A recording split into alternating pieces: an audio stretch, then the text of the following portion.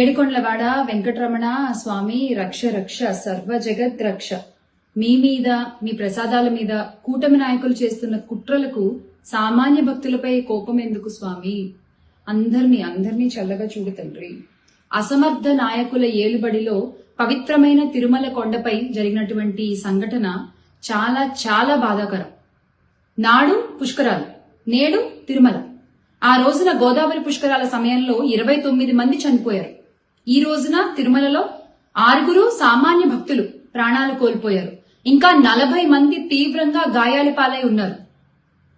గౌరవ ముఖ్యమంత్రి చంద్రబాబు నాయుడు గారు, దీనికి మీ సమాధానం మీరు అధికారులపై ఆగ్రహం వ్యక్తం చేయడం.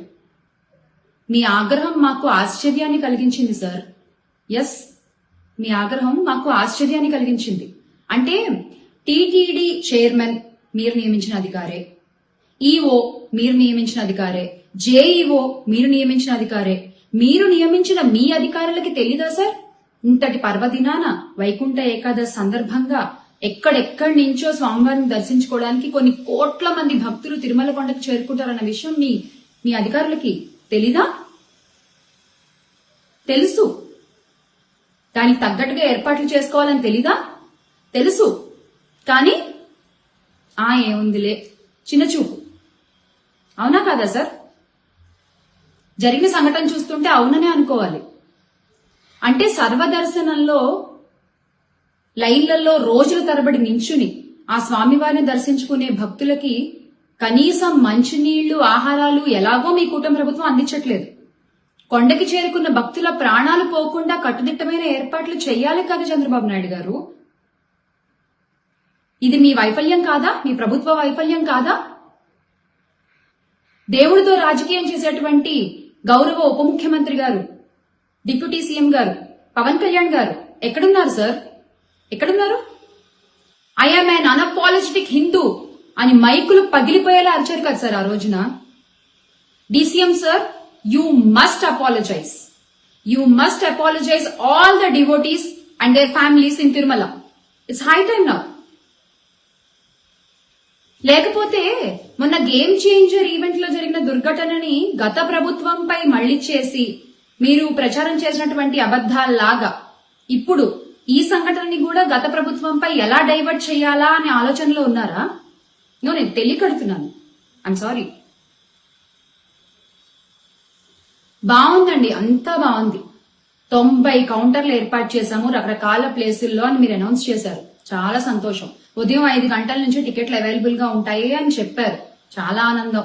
అది వినగానే ఉత్తర ద్వారం ద్వారా ప్రవేశించి స్వామివారిని దర్శించుకోవాలని కొన్ని కోట్ల మంది భక్తులు రకరకాల ప్రాంతాల నుంచి ఎంతో ఆనందంతో, ఆతృతతో, ఉత్సాహంగా కొండపైకి చేరుకున్నారు.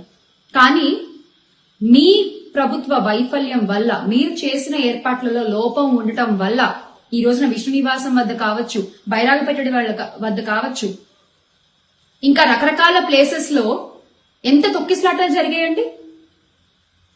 చూస్తే 6 ప్రాణాలు పోయాయి, 40 మంది తీవ్రంగా గాయాలు పాలయ్యారు. నాకు ఒక విషయం అర్థం కావట్లేదు.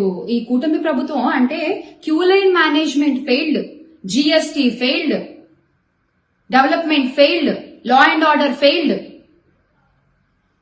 ఈ రోజున ఆ ఏడుకొండలవాడి సాక్షిగా కూటమి గవర్నమెంట్ ఫెయిల్డ్.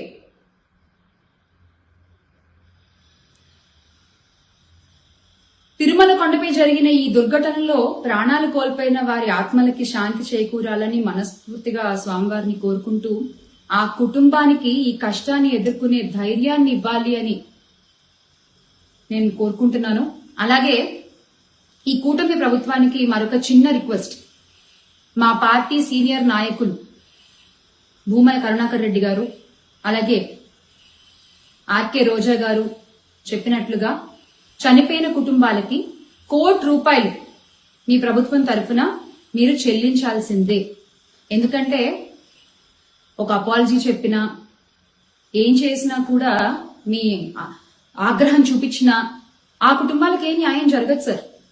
మీ తరఫున కనీసం ఈ సాయం అందించండి. ఇందులో వైఫల్యం లేకుండా చూసుకోండి. ఎందుకంటే ఇంత జరిగినా కూడా మా పార్టీ అధ్యక్షులు వైఎస్ జగన్మోహన్ రెడ్డి గారు సంఘటనా స్థలానికి వస్తున్నారు అంటే తప్ప మీ పాదం కదలలేదు అటువైపుగా. కనీసం ఈ ఒక్క సాయం అయినా ఆ కుటుంబాలకు అందించి వారిని ఆదుకోండి. Let's all make Andhra great again with Jagan అన్న. జై జగన్.